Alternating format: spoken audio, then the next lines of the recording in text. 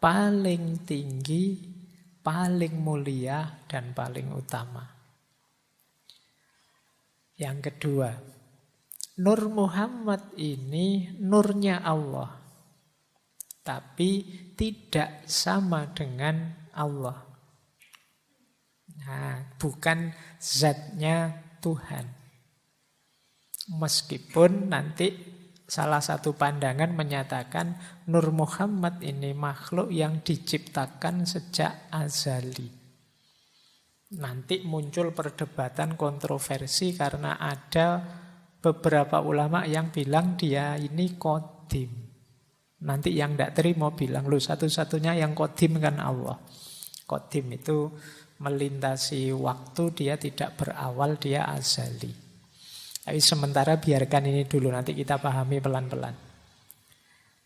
Kemudian, kenapa sih menggunakan nama Muhammad? Kenapa dikaitkan dengan nama Nabi kita, Muhammad Sallallahu Alaihi Wasallam?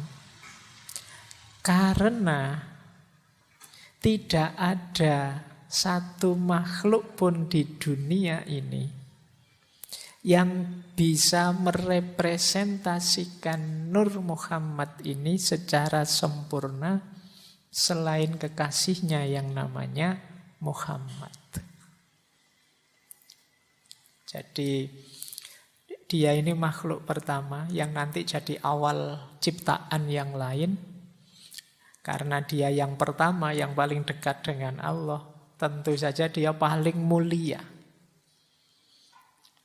Nah, yang bisa menerjemahkan nur ini secara purna paripurna itu ya Nabi Muhammad.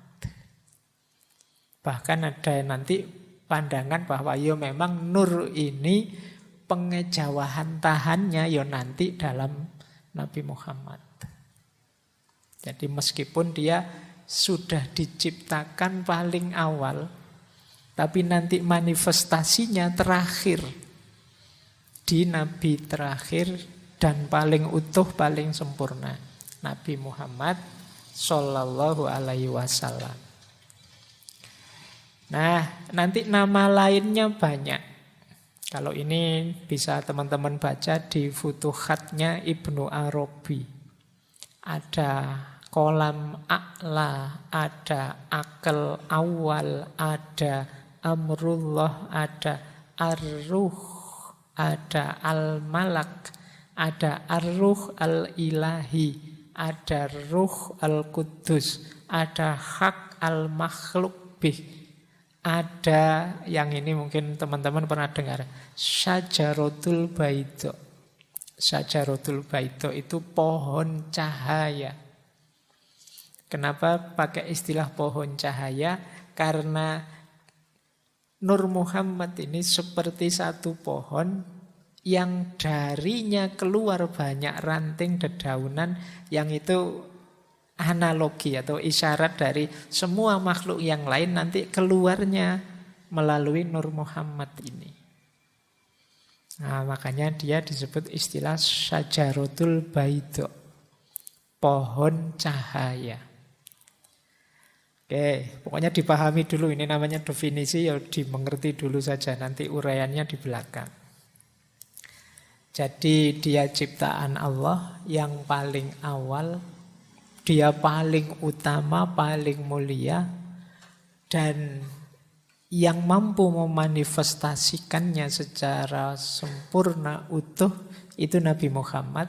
Bahkan ada yang bilang Nabi Muhammad itulah pengejawantahannya Nur Muhammad, sehingga ya namanya disebut Nur Muhammad.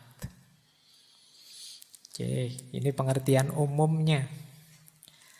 Nah, maka nanti ini ada pandangan Nur Muhammad itu tidak persis identik dengan Nabi Muhammad sebagai sosok seorang manusia. Jadi Nur Muhammad itu bukan persona manusia, Nabi atau Rasul akhir zaman. Tetapi tidak bisa dipisahkan dengan Nabi Muhammad sebagai person. Karena Nabi Muhammad itu representasi Nur Muhammad seutuhnya. Jadi intinya nanti ini sebenarnya.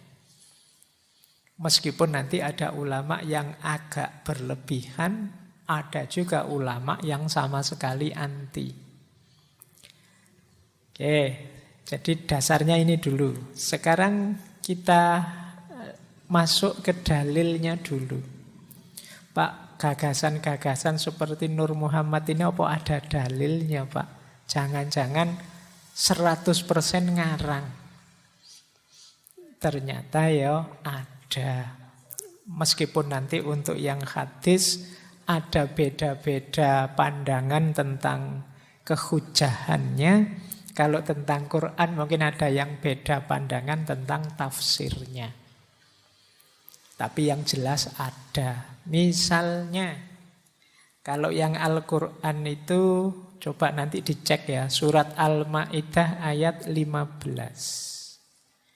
Ya ahlal kitab, qad ja'akum rasuluna yubayyinu lakum katsiran mimma kuntum tuhfuna minal kitab.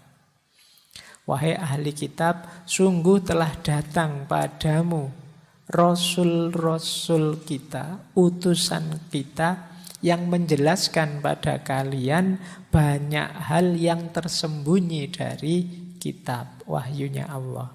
Wa ya'fu an katsir, dan dia memberi banyak, memberi pemaafan. Nah, ini loh yang dimaksud Nur Muhammad tadi. Qad ja'akum minallahi nurun wa kitabum mubin.